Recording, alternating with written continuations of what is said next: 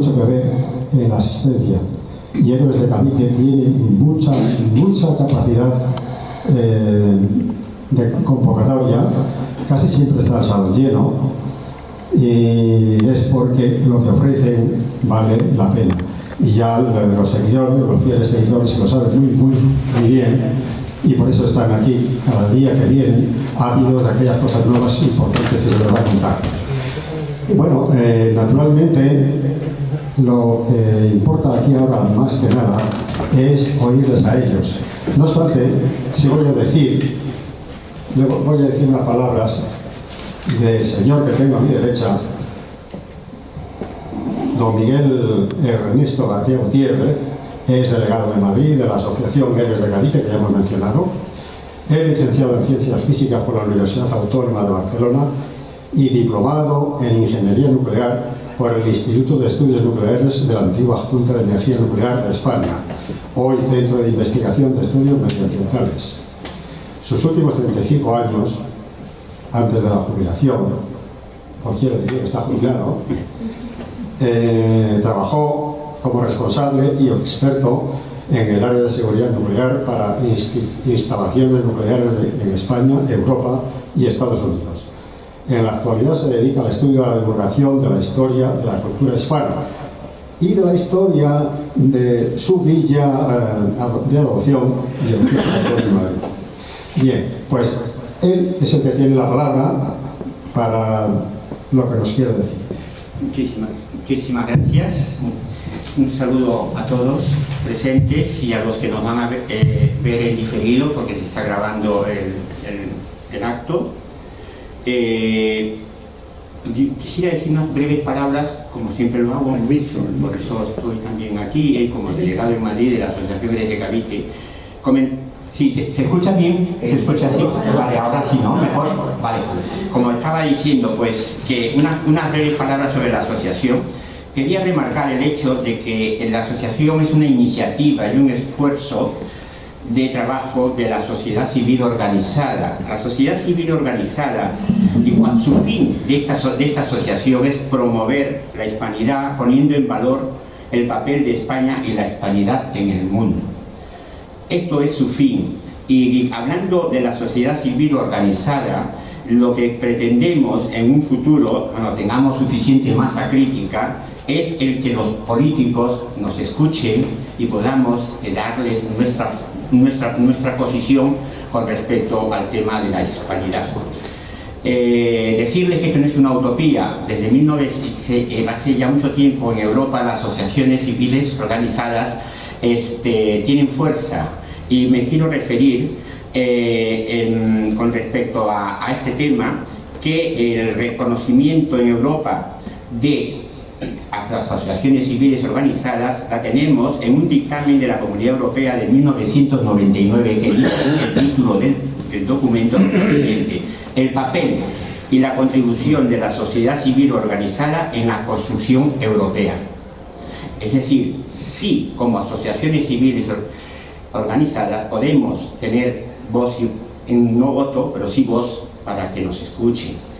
Bien, Asociación Civil, la Asociación Héroes de Cavite, sus objetivos muy rápidamente es dar a conocer nuestra historia compartida, hablando de la hispanidad, fomentar el hispanismo, incrementando los lazos de amistad y cooperación, reivindicar el español. No olvidemos que el español es el idioma más hablado internacionalmente del mundo, en el sentido de personas que tengan el idioma como materno. Somos casi 500 millones de personas que tienen el idioma materno, el español. Superamos al chino, porque digo internacional, porque China lo tiene concentrado en su país. España, somos 47 millones, no llegamos, o somos el 9% de esos 500 millones. Por eso digo que es el idioma más hablado internacionalmente que tengan en lengua nativa. Esto es muy importante. Superamos al inglés, al español, al hindú, a la India, etc. Bien, después comentarles que hacemos acciones de mucho tipo, como bien los que nos conocen ya, conferencias, charlas, exposiciones, revistas monográficas, festejamos el Día de la Hispanidad, etc. Me gustaría completar determinados puntos, fechas que son efemérides dentro del proceso de la hispanización, que para nosotros son hitos que queremos divulgar y presentar en nuestras ponencias. Por ejemplo, la evangelización hispana, que fue el 6 de enero de 1494, porque fue la primera misa que se fue celebrada en el continente, en su segundo viaje de Colón a América. El mestizaje, el 29 de marzo de 1503, porque los reyes católicos enviaron ordenanzas a un gobernador en el que se declaraba, esto es lo importante, cásense españoles con indias e indias con españoles para promover el mestizaje. El idioma español, el 23 de abril, el día en que murió el Inca Garcilaso de la Vega y Cervantes. Las leyes de India, los derechos humanos, el 29 de mayo de 1493.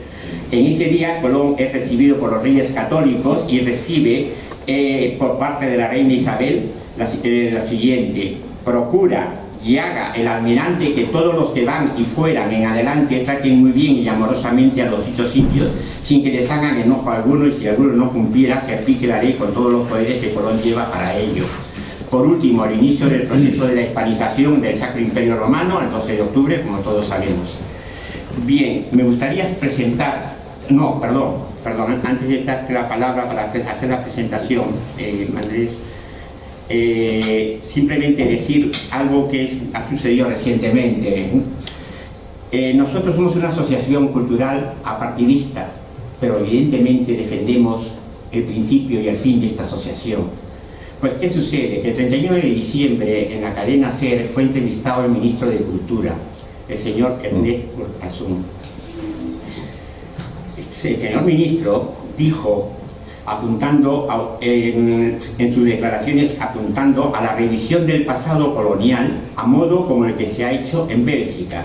Es decir, ante la pregunta del periodista si España debería devolver obras presentes en el Museo de Antropología, el Thyssen o el Prado a sus países de origen, el ministro de Cultura respondió comparando la obra de la Hispanidad con la actuación belga en el Congo, señalando que hemos heredado esa cultura colonial y que de alguna manera tenemos que ver y gestionar. Pues bien, nosotros nos parece una infamia y algo inaudito que se pueda comparar el proceso de hispanización que hizo España en el mundo con con lo que hicieron en el siglo XIX en Bélgica, en el Congo. Y por eso, si bien varias asociaciones, entre ellas también nosotros, nos hemos manifestado públicamente, lo que hemos hecho además de eso, puedo adelantarles, nuestro presidente me ha dado la autorización, que hemos enviado una carta a la Real Academia de Historia, que es nuestro, digamos, baluarte y referente en el tema de la historia, para que ellos se pronuncien con respecto a este tema, a esta comparación que ha hecho el ministro de Cultura.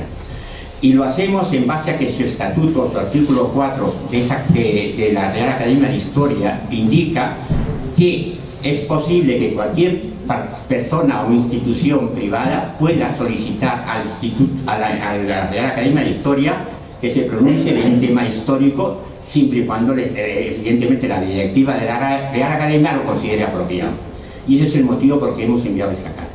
Y ahora sí, por favor, perdónenme, paso la palabra para que se presente a los ponentes. Gracias. Es catalán, delincuente y idiota.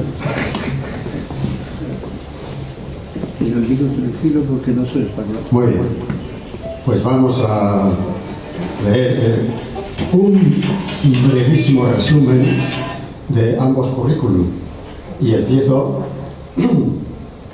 por don Julio José Elche Morillas. Es abogado, dice, con despacho profesional en Madrid, licenciado en Derecho por el ICADE, perteneciente a la Universidad Pontificia de Comillas, letrado asesor de empresas del ICADE de la Universidad Pontificia de Comillas, diplomatura obtenida en el periodo académico 1981-86. Ha publicado muchos libros, entre ellos están Las leyes de Indias, ordenamiento de protección de la monarquía hispana a los pobladores nativos de América, libro que analiza el ordenamiento jurídico vigente durante más de 300 años en Hispanoamérica, y coautor de cartas hispanistas al rey de España, obra publicada por 16 autores hispanoamericanos.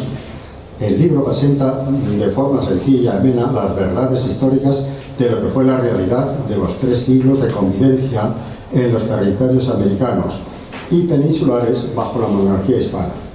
Asimismo ha publicado otros artículos en periódicos digitales sobre historia jurídica de América y realizado muchísimas conferencias en España, tanto en España como en Europa. Y yo he dicho que sintetizado el resumen, un resumen sintetizado, quiere decir que no podemos extendernos más porque a quien hay todo son a ellos. Y ahora voy con el currículum de don Óscar Uceda Márquez, historiador, licenciado en Historia Contemporánea por la Universidad de Léida. Es miembro del Consejo Social de esta universidad y presidente de la Asociación de Historiadores de Cataluña, Antoni Capmany.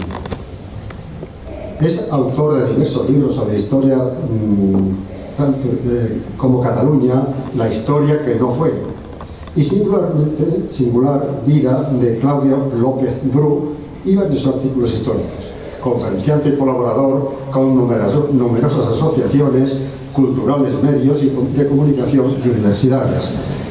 Y sin más paso la palabra a quien... Julio. Bueno. Venga, muchas gracias. Pues buenas, a ver si se escucha, creo que se escucha bien. Yo toco la grabación. Pues buenas tardes. En primer lugar, agradecer a la asociación Héroes de Cavite, de la que participo en muchos actos. Bien. Ahora, vale, mejor, ¿no? Muy bien. Pues estaba agradeciendo a la asociación Héroes de Cavite, que, bueno, como vemos es una sociedad muy activa, muy necesaria, porque hoy en día estas actividades culturales y de difusión del conocimiento, de la historia, hay que hacerlo en ámbitos privados, en la sociedad civil.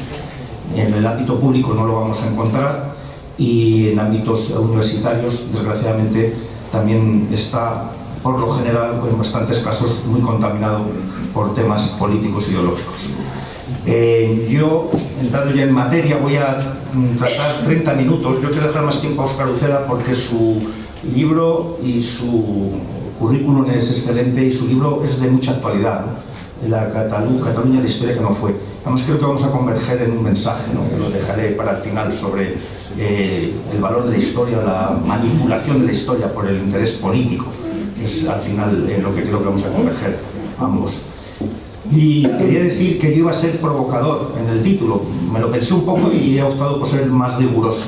Iba a hablar del feminismo en la América hispana, el feminismo en Hispanoamérica, pero es un concepto que no se puede hablar en el siglo XV, XVI, XVII de feminismo. Esto es un concepto que no es riguroso.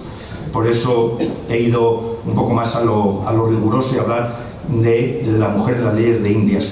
Y quería sobre todo plantear si alguien ha pensado alguna vez, cuando ve movimientos sociales, políticos, ideológicos, de defensa, de reivindicación de las mujeres, de sus derechos, de los colectivos vulnerables, estoy totalmente de acuerdo. Si alguien ha pensado, primero, si en el pasado también se reguló, se afrontó estas necesidades, estas situaciones, o es una cosa que se ha inventado hoy, que hasta entonces, hasta hace 10 años, pues no había derecho, no había regulación, no había situaciones de injusticia que pretendían corregir los reyes, los gobernantes de la época.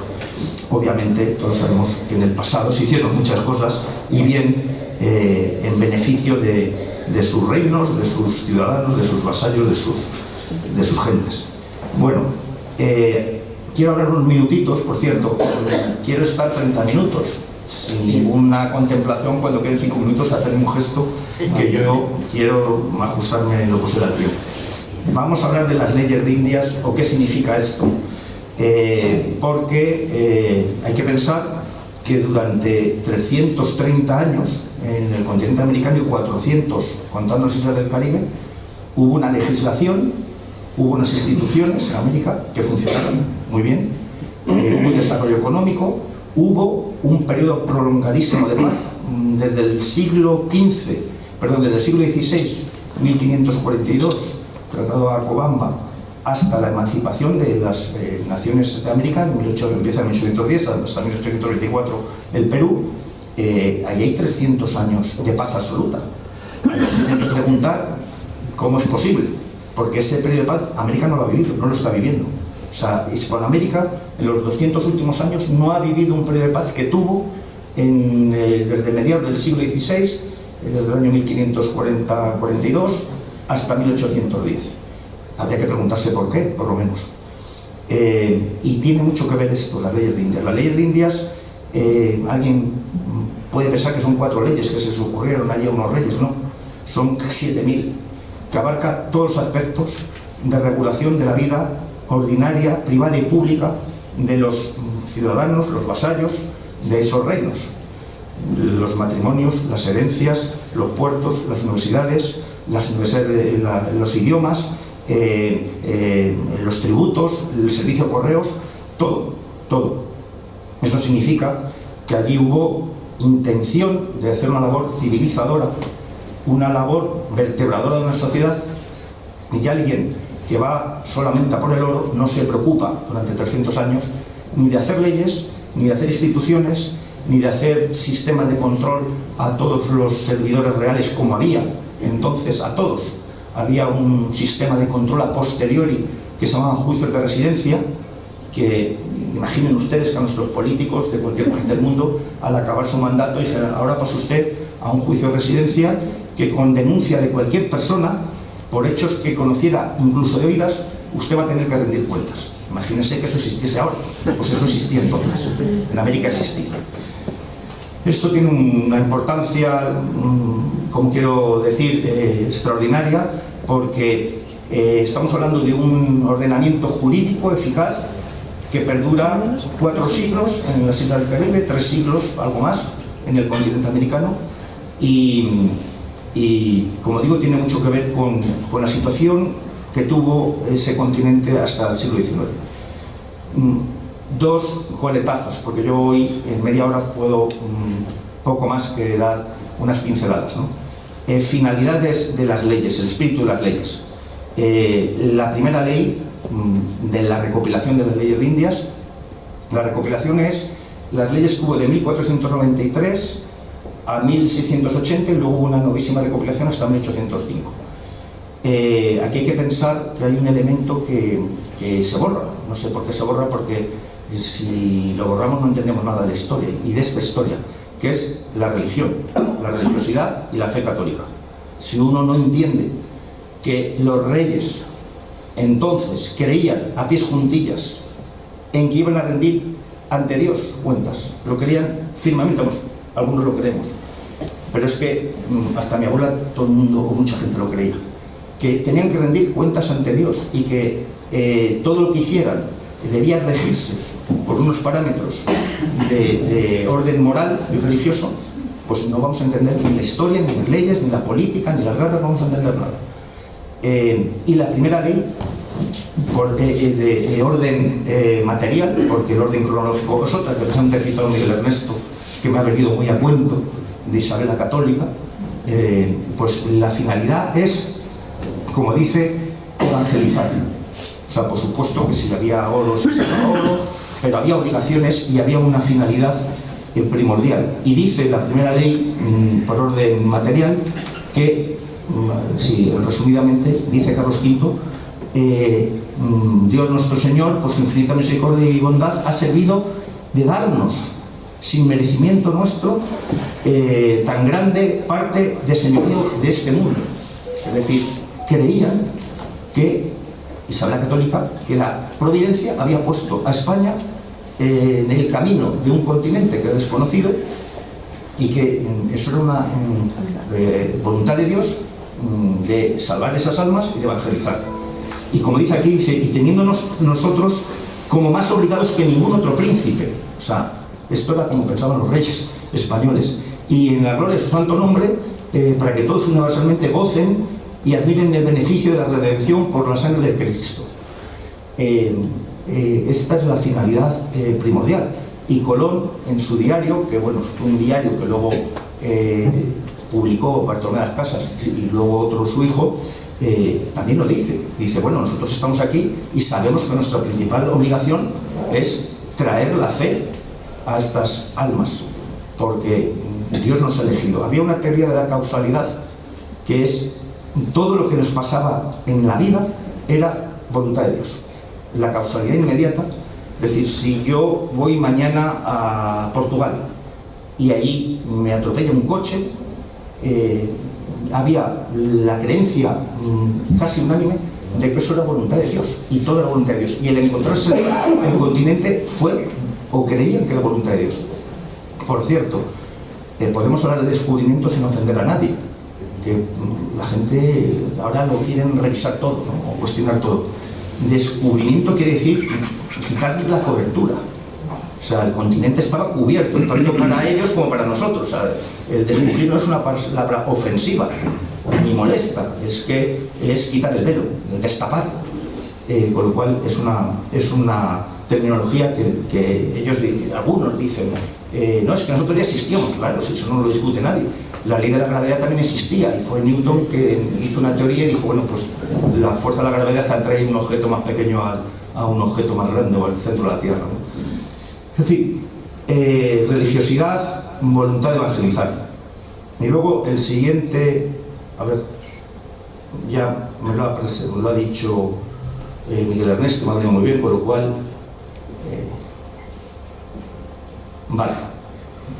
Isabel la Católica, luego haré una reflexión sobre Isabel la Católica, porque todo nadie se escapa que está en el punto de mira, está en el punto de mira por razones que son políticas, ideológicas. Isabel la Católica es un personaje que cambió la historia de la humanidad. A gusto no guste, cambió la historia de España, cambió la historia de Europa y cambió la historia del mundo. Porque fue ella su convencimiento de apostar por un viaje que era suicida. Aunque ya muchos pensaban que la Tierra era redonda, nadie pensaba que las distancias que Colón había calculado fueran reales, como así fue. Colón mentía mucho, se tiró el pegote porque él quería embarcar a quien pudiera en su proyecto. Pero fue Isabel la Católica quien apostó decididamente por ello. Y desde el minuto 1, ese texto que ha leído Miguel Ernesto, que fue el 23 de mayo de 1993 en Barcelona, en la intencionalidad de los reyes y de las leyes fueron estas: que traten muy bien y amorosamente a los dichos indios sin que se hagan enojo alguno, y que se le castigue, decía Colón, mucho por virtud de los poderes que su Alteza para ello lleva. Vamos a ver, relacionémoslo con lo anterior, la evangelización. O sea, igual que pasó en Canarias, que Canarias fueron unas islas que se tardaron 70 años en conquistarlas, en las que se planteó, como hacía todo el mundo, la esclavitud de los guanches, porque, ojo, los cristianos fuimos esclavos, los españoles fuimos esclavos. Ustedes no tienen que ir más que a la iglesia San Juan de los Reyes en Toledo, verán unas cadenas colgando de la fachada, que la gente no sabe ni lo que es. Esas son las cadenas de los cautivos cristianos que liberó Isabel la Católica al tomar Granada, el 2 de enero de 1492. En que en ceremonia solemne, 3 días después, liberó a todos los esclavos cristianos y puso allí las cadenas para que se diera la liberación de los cristianos.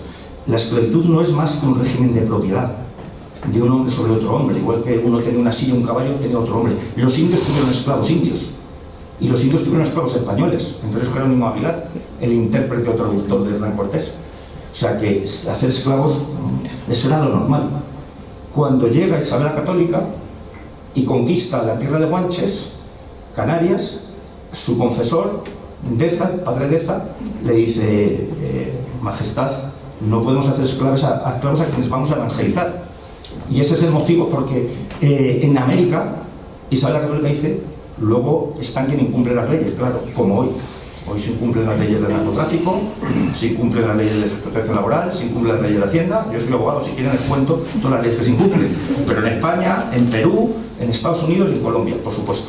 Pero hay instituciones, hay leyes y hay sociedades que tienen otra cosa, otra voluntad. Bueno, dicho la importancia de las leyes de Indias, ahora sí que voy a hablar de lo que quería hablar, a grandes rasgos. Que va a ser qué situación había antes de 1492. Lógicamente esto no cambió de la noche a la mañana. Voy a hacer unos apuntes, quiero que los lean, porque yo como hago en un juicio, yo aporto las pruebas al juez y el juez juzga. Pretendo hacer lo mismo hoy. Yo voy a aportar unos testimonios de los protagonistas de la historia, Hernán Cortés, Bartolomé Casas, Colón, y de los testigos, Bernal Díaz del Castillo, o sea, los que estuvieron allí y vivieron esos hechos, y luego los testigos, los testimonios y las leyes. O sea, no voy a contar lo que dice un autor, voy a ponerles lo que se encontraron. Y aquí, este es Bernal Díaz del Castillo, que fue un soldado de Hernán Cortés. Rápidamente. El capitán Xicotenga, que era el cacique de los chacaltecas, un aliado fundamental de Cortés para conquistar México, dice que si son teules los españoles, teules quiere decir semidioses, que tomen esas 4 mujeres, que las sacrifiquen para que las puedan comer de sus carnes y corazones, porque no sabemos de qué manera lo hacéis y por eso no lo hemos sacrificado delante de vosotros. Y Cortés respondió, con nuestras lenguas, los intérpretes, que les venía a rogar y manifestar de parte de nuestro Señor Jesucristo, que es en quien creemos y adoramos, y el emperador don Carlos, cuyos vasallos somos, que no maten ni sacrifiquen a ninguna persona como les suelen hacer, y que todos nosotros somos hombres de hueso y carne como ellos, y no dioses, teules, sino cristianos, y que no tenemos por costumbre de matar a ningunos. Es decir, los sacrificios humanos, bueno, son los testimonios, las pruebas arqueológicas, antropológicas, a las mujeres, a lo que voy. Aquí les damos 4 mujeres para que les sacrifiquen ustedes, porque no sabemos cómo tienen ustedes por costumbre sacrificar a las mujeres. Luego voy a matizar todo esto que digo, para no pecar en un extremismo. Los principales, este es otro, Antonio Vázquez de Espinosa, este es un misionero, anduvo en las Indias de 1608 a 1622. Los principales caciques tienen a 6 y a 8 mujeres, y cada luna duerme con la suya. Y aunque todos tienen cuidado de darle de comer, todas tienen cuidado de comer, si muere el marido en la guerra, a la mujer le arrebatan todos los bienes y hacienda. Y una vez los parientes, los obsequios, uno de ellos la hace a la mujer por la mano, y bregando con ella, la acuesta en su cama y duerme con ella. O sea, se queda con la mujer. Esto, otro testimonio. La misma costumbre tenían todos los indios en todas las Indias, sin duda aprendido de los hebreos. Antonio Vázquez de Espinosa. Bueno, dice, y juntamente por inducción del demonio enterraban con los cuerpos de los señores las mujeres más queridas y otra gente para que se les hiciese compañía. Hay una ley que cito ahí que prohíbe, las leyes de Indias, el enterramiento que se daba en algunos, o en algún caso, de 2 hombres varones y 2 hembras con el cacique muerto, vivos, para acompañarlos al más allá. Estos son testimonios, yo no lo digo. Hernán Cortés escribe a un personaje que había que tratar. El señor de Tietulticás y Zancanac se mostró muy mi amigo y dióme cierto oro y mujeres, sin le yo pedir ninguna cosa, porque estoy ninguna cosa he pedido a los señores de esta parte y ellos no me quisieran dar. Bueno, eso dice Cortés a Carlos V. Fray Zumárraga, rápido, voy a ir rápido. Este es mi siguiente libro, porque esto es un caso, una causa de 900 folios, que es el procedimiento judicial que se siguió contra un regidor de Osaka, que era un energúmeno, Pérez del Barrio, y unos frailes le denuncian, se vienen a España con unos caciques indios y vienen a denunciar al regidor de Osaka. Aquí me interesa decir que este señor entra a un convento, se lleva a las mujeres que quiere y dice que en ese convento, dice la denuncia, había hasta 300 mujeres mantenidas por limosna de Hernán Cortés para su sustento e industria. Esto quiero un poco hablar de Cortés, las luces, tiene sombras, pero ¿quién era Cortés? Y dice que había hasta 150 mujeres y doncellas y niñas indias que habían sido sustraídas. Esto es un Felipe IV. Esto también quiero leerlo porque es una ley de Felipe IV y describe muy bien, hay aspectos que subrayo que me interesa que presten atención. Usaban los indios al tiempo de la gentilidad vender sus hijas a quien más les diese para casarse con ellas.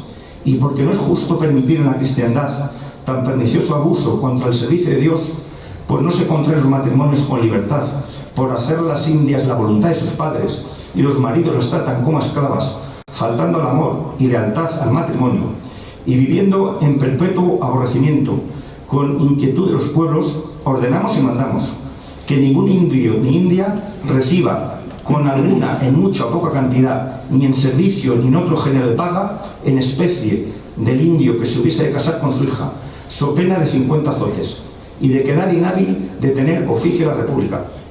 Quiero pararme aquí. Los indios fueron servidores del rey. Es decir, en esta causa que he contado, como en muchos casos alguaciles, corregidores, España no tenía suficiente gente para controlar un continente que es 40 veces España. O sea, ¿con qué personas se crea una estructura jurídica, judicial, gubernativa? Porque no hay manos, no hay brazos para hacer de policía. ¿Quiénes eran? Normalmente los indios, los nativos. Normalmente los nativos. Lo dice implícitamente aquí la ley. Y bueno, sin de quedar inhábil de tener oficio de la República y restituir lo que lleva para nuestra Cámara, y si fuera indio principal, quede por mecegual, es decir, quede como plebeyo. Y los indios que fueran justicias de este rey, es lo que he dicho, los indios que fueran justicias.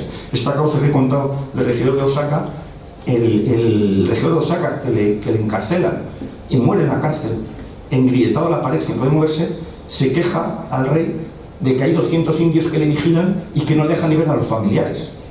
Y el regidor de Osaka, quien le detiene, es un indio que se llama Juanome, que estaba al servicio del rey, porque, lo comentaré luego, hay que contar la historia como fue en una película de buenos y malos, o de como el desembarco en Normandía. Aquí vinieron los españoles, desembarcaron, y al otro lado estaban unos pueblos que se opusieron unánimemente a lo que venía. Bueno, otro aspecto, motolínea, de la poligamia, en la que dice que algunos tenían hasta 200 mujeres. Motolínea, me interesa decirlo, Fray Toribio de Benavente. Este señor le llamaban motolínea a los propios indios náhuatl, los mexicas, que quiere decir pobreza, le llamaban pobre, porque él era franciscano, que descalzo, que literalmente iba descalzo, y era un hombre muy querido y considerado por los pobladores nativos. Bueno, hablaba de lo que he dicho, esto lo paso, las casas de recogimiento. Bueno, aquí este otro caso es de Antonio Vázquez, cuenta de un cacique indio que lleva 24 mujeres para conseguir de los españoles 6.000 hachas, cuchillos y demás que estaban en lucha con los indios camajuyas, que según el testimonio le dieron esas hachas sin intercambio de mujeres alguno, ¿no? Bueno, he contado unos pequeños pinceladas de situaciones que se daban en América, pero este personaje que hay aquí, que no sé si será real, es Pascual de Andagoya, es otro adelantado, conquistador. Hay que poner en cuarentena todo esto, porque estas situaciones que se daban en América con frecuencia no eran en todos los pueblos nativos. No podemos caer en el error que hacen los negros legendarios, que dijeron: llegaron los españoles, todos violaban, robaban, mataban, y aquí estaban los pobres nativos, todos buenos, todos angelicales, todos celestiales. Esa no era la realidad.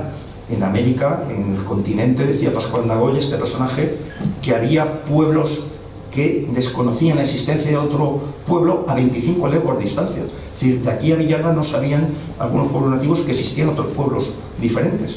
Había, esto Núñez del Arco lo describe bien, un multiverso. Había pueblos que vivían aislados en su pueblo y no tenían ni idea quiénes eran los mexicanos. Esto es para que sepamos que lo que yo he descrito es una situación que se daba, y que también puedo decir que había otros indios, por ejemplo los indios chichimecas, que eran monógamos. Así como lo normal era la poligamia, había otros que tenían su mujer y tenían su familia y tenían otros hábitos que no, en fin, que eran más parecidos a los que aquí se llevaban. Bueno, o se deberían llevar. Bueno, paso porque quiero Bueno, esta es otra ley que dice lo que dijo antes un misionero, que quedaban prohibidos el asesinato de 2 hembras y 2 varones para acompañar al cacique muerto. Aquí, entonces, y vamos a lo que cambia, a lo que en este momento empieza a cambiar. No el mismo 12 de octubre de 1492, sino que hay un proceso muy largo. Bueno, las leyes de India regulan esto en lo que afecta a las mujeres. Los matrimonios, la unidad de domicilio, los matrimonios, bueno, como comprenderán, esto era fundamental. Y además, en particular, porque hubo muchísimos pueblos voluntariamente que se hicieron cristianos. En la causa que tiene Hernán Cortés contra un Delgadillo, por un tema de tierras, Hernán Cortés tiene 27 testigos, de los cuales 7 juran como indios, juran como cristianos nuevos, y 20 juran por sus tradiciones y viejas costumbres. O sea, aquí hubo indios que se pusieron de parte de Hernán Cortés. Por supuesto, Hernán Cortés ya sabemos que si no es por los chacaltecas, por los totonacas, por los zapotecas, Hernán Cortés no vence a los mexicas, que eran miles y miles. Buscaron alianzas, entre otras razones, porque tenían unas servidumbres de sangre y tributos con este pueblo. Bueno, matrimonios. Regula, como es normal, los matrimonios. En particular, matrimonios de indios que se han convertido al cristianismo, que eran polígamos, y entonces tienen que establecer la ley de cuál era la mujer buena, cuál era la esposa buena. La esposa, la primera. Unidad de domicilio. Las leyes indias regulan muchísimo el que fueran con sus mujeres los españoles que iban a América. Han contado el cuento chino, la milonga, los anglosajones, que ellos fueron con sus familias a Estados Unidos, que iban con familias. Los españoles exactamente igual. Primero porque les obligaba la ley, y segundo porque quien tiene mujeres e hijos y va a cambiar de vida, pues la gente de hace 5 siglos pues se parece mucho a nosotros, y les obligaban a llevarlas. Y no prohibían ir a mujeres solteras, salvo algún caso excepcional, y a gitanos. Esas son las prohibiciones para ir a América. En mujeres solteras hubo una época que por poblar se permitió mujeres solteras, pero decían las leyes que los oficiales tenían el criterio de si sospechaban que se dedicase a la prostitución, las impidiesen ir. O sea, eso dicen las leyes. Luego había fraudes. Había algunos que no se llevaban a la mujer y se llevaban a una concubina, por supuesto. Había, como hoy, capacidad civil de las mujeres, el trabajo. Las leyes de Indias, las leyes de Burgos, prohíben a la mujer embarazada trabajar. Quiero que se vea el cambio de estatus que hubo en un periodo con este periodo en el que las leyes pues tienen otros parámetros, ¿no? Los tributos. Las mujeres, se discutía si las mujeres debían pagar unos tributos, porque había mujeres muy solventes, entre ellas Isabel de Montezuma, la hija de Montezuma, el emperador Montezuma. Esta fue la principal encomendera que había en Nueva España.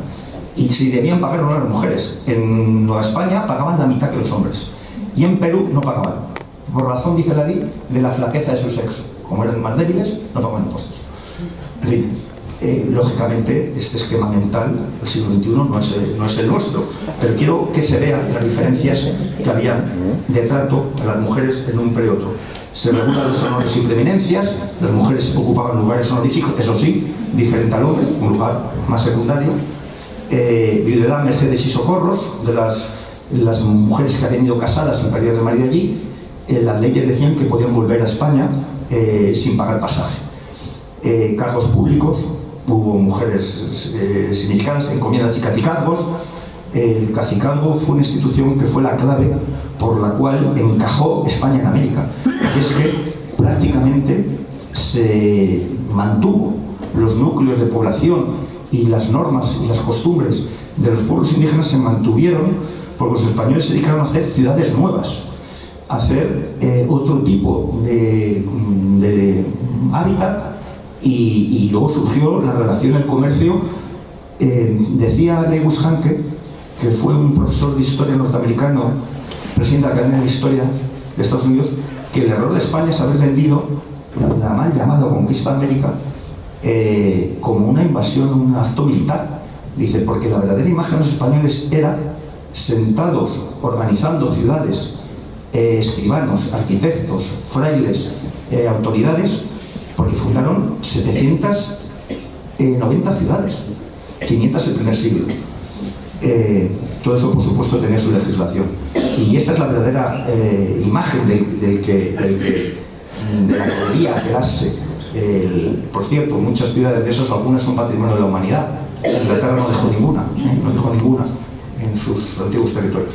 Caminantes y navegantes, casas de recogimiento, delitos contra la honestidad. Delitos contra la honestidad, bueno, los delitos contra la honestidad, la infidelidad estaba castigada con multas o azotes, pero las indígenas, dadas sus precedentes, tenían que ser amonestadas 3 veces antes de castigarlas con azotes. O sea, se tenía en consideración que venían, las que se habían cristianizado, de una cultura, de unos hábitos que había que tener una comprensión. Y esto es lo que dicen las leyes. Estoy acabando porque, bueno, aquí hemos hablado de matrimonios, que lo voy a pasar. Sí, queda. Pues estoy terminando. Quiero acabar con... Vale, esto. Vamos a ver. El resumen. Porque estamos en el siglo XXI, porque hay movimientos feministas, la mujer, muy bien. Nos vamos a la historia, juzgando presentismo, y yo lo que quiero que se vea es que en esta legislación, en este periodo de la historia y en este continente hubo unos cambios que nadie puede negar en cuanto a los derechos y los avances de la mujer. Podía hablar de los menores, podía hablar de otras cosas, pero ¿qué es lo que teníamos? En muchos casos, muy frecuentemente, un poder arbitrario sobre la mujer, una capacidad de disposición a total voluntad del cacique, a su criterio, una cosificación femenina, los sacrificios, la venta de las mujeres, el pago de deudas o tributos con las mujeres.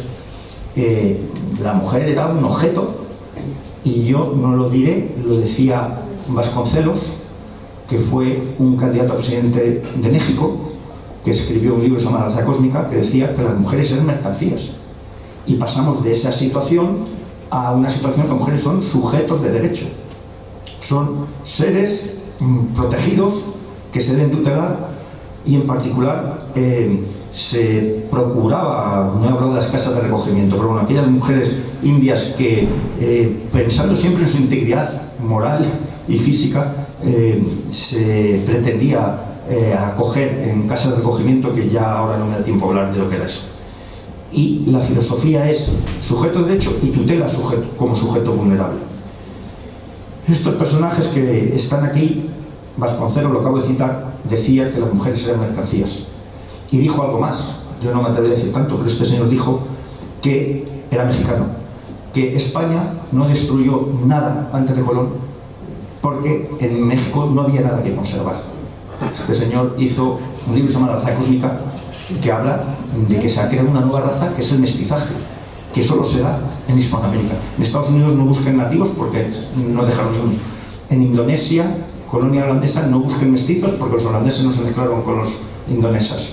En la India, en Pakistán, los ingleses no se mezclaron con ninguna nativa. En Argelia, los franceses no se mezclaron. O sea, el mestizaje es esto, es propio del español. Y luego, este señor que hay aquí, que se llama Enrique Krause, que es un productor de documentales mexicano, que dice, México tiene melancolía de un pasado que no existió. O sea, no crean que antes del 1992, el México que ahora López Obrador quiere vender, es un mundo que está más en la imaginación que la realidad. Y quiero acabar con Isabel la Católica, porque Isabel la Católica está en el punto de mira. Hemos visto quién era este personaje. Yo aquí creo que Isabel la Católica tiene mucho que ver con estos dos personajes, con Kennedy y con Martin Luther King. La desgracia es que Isabel la Católica era española, y yo siempre que veo cuando destruyen esos estatuas, monumentos de Isabel la Católica, hay que decir que Isabel la Católica defendió a los indios a capa y espada, no solo de palabra, sino de hecho. Colón trajo por su cuenta y riesgo, porque era lo normal la esclavitud, 300 nativos esclavos. y ordenó Isabel la Católica, so pena de muerte, que liberasen a los 300 esclavos. Y es la famosa frase de Isabel la Católica que cuenta Hernández del Pulgar, su cronista, que le dio un ataque de ira con Colón cuando se enteró que había traído esclavos. Y dijo que quién era Colón para hacer esclavos a sus vasallos. Y que habían ido a América a salvar almas para el cielo y no a traer esclavos a la tierra. Esa era la mentalidad de Isabel la Católica. Por eso le llamaban la Católica. Bueno, Isabel la Católica fue una defensora acérrima de los derechos de los indios. Y lo demostró de palabra y de obra. Y yo siempre me digo, cuando tiran las tortas de Isabel la Católica en América, es como si los afroamericanos tirasen las estatuas de Kennedy y de Martin Luther King, que son defensores de los derechos civiles de los negros. Es el mismo plano de igualdad. Claro, llama la atención que cuando ha habido problemas raciales en Estados Unidos, sobre todo siempre por temas de brutalidad policial con hombres de raza negra, hubo unos actos vandálicos, recordemos usted, creo que fue en Boston, en el que hubo un policía que asfixió a un hombre de raza negra y hubo disturbios. Esos disturbios, ¿recuerdan ustedes cómo se acabaron? Se acabaron tirando las estatuas de Isabel la Católica, de Colón y de Cervantes, que no tenían que ver, que escribió el Quijote. O sea, se desvió la atención y dijeron, no, la culpa de esto la tienen estos señores, estos que venían de España, que eran unos salvajes. Me parece una solemne injusticia. Y para rematar, hay ahora un cómic, unos dibujos, una película de Marvel, que además escala muchísimo, en la que venden a Isabel la Católica maligna, persiguiendo y, en fin, creando opresora, etc. Además la pone muy morena, muy ojos negros. Isabel la Católica, por lo contrario de la rubia con ojos verdes, puede tener ascendencia inglesa. Pero bueno, para que vean que no es inocente, que la historia que nos enseñan en las televisiones, en los cines, en las universidades muy politizadas, no es nada inocente. Que en América, por desgracia, salvo honrosas excepciones, y en España, por supuesto, ya no solo se deja de enseñar esta historia, se empieza a falsificar la historia, que esto es lo que voy a dar paso ahora a Óscar Uceda, por siempre motivos políticos. Así que, bueno, bienvenidos a estas reuniones, hagan el esfuerzo de documentarse y leer ustedes por su cuenta, porque la defensa de la verdad histórica está en nuestras manos. Aquí he puesto la bibliografía que me he basado. Muchas gracias y cedo la palabra a Óscar Uceda.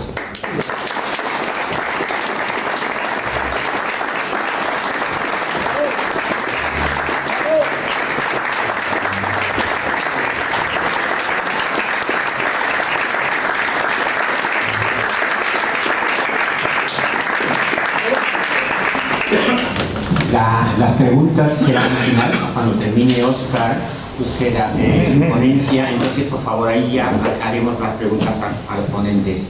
Quiero recordarles que en sus libros de los ponentes están al entrar, y también está la revista monográfica que ha hecho Eres de Cavite, y algún que otro libro más. Muchas gracias. Paso a la palabra. Muchas gracias a la Asociación Cultural Héroes de Cavite y a Centro Asturiano por poder estar aquí con ustedes, una sala muy llena, que es agradecer. Sí, pues les vengo a hablar de algo que tiene podemos ligarlo en cierta manera con lo que nos estaba explicando ahora Julio, sobre todo por lo que dice que no se estaba explicando, por esta parte de historia oculta, esta parte de historia que me interesa conocer. Las leyes de Indias es uno de los grandes hitos de nuestra historia y es algo que apenas se estudia en nuestras facultades de Derecho. De hecho, en historia tampoco se estudia, ¿no? Pero en las facultades de Derecho, un paquete legislativo tan importante, de tanta trascendencia como las leyes de Indias, pues no está en los currículos de las facultades, ¿no? Españolas. Es decir, nosotros mismos, elementos tan importantes como estos, no los estudiamos, y todo tiene una motivación, un porqué. Y en el caso catalán, que es el que yo les voy a explicar y que dio motivo a este libro, Cataluña, la historia que no fue, es el por qué la historia es una herramienta tan importante para la transformación de una sociedad, para el uso como herramienta de ingeniería social para transformar voluntades. Entonces, ¿cómo se hace? El título del libro es Mentiras, ficciones, manipulaciones y ocultaciones. ¿Cómo se hace? ¿Quién lo hace? ¿Con qué motivaciones? ¿Con qué objetivos? ¿No? Les voy a explicar un poquito por encima en qué consiste el libro y en general en qué consiste todo esto de la historia que en España se usa tan poco, exceptuando según qué zonas de España y con qué intencionalidad. Esta es la portada del libro que tienen ahí en la entrada. El título de la conferencia, que viene a colación del título del libro también, la historia como herramienta política en Cataluña. Y empezaremos con las motivaciones. En Cataluña es importante la historia porque existe un proceso de construcción nacional, es decir, un proceso de creación de un país diferente que no existe previamente, y existe este proceso, como veremos más adelante, desde hace prácticamente un siglo, o incluso más de un siglo. Yo creo que el punto de nacimiento de este movimiento independentista catalán con fuerza y con estas estructuras y con este proyecto es prácticamente coincide con la pérdida de Cuba y Filipinas en 1898.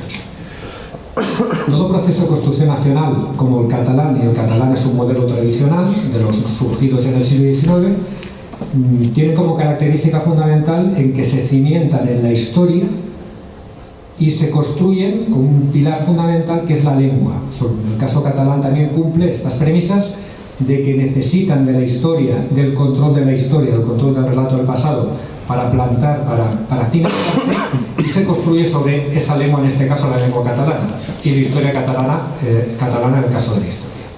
¿Qué es lo que ocurre con todos los procesos de construcción nacional tradicionales? La historia, la realidad pasada, lo que de verdad pasó, no encaja con lo que a ellos les gustaría. Es decir, necesitan controlarla porque no les gusta lo que de verdad pasó y necesitan explicar a la gente cosas diferentes, con un objetivo de futuro, para justificar su proyecto de construcción nacional, su proyecto de nuevo país, su proyecto político.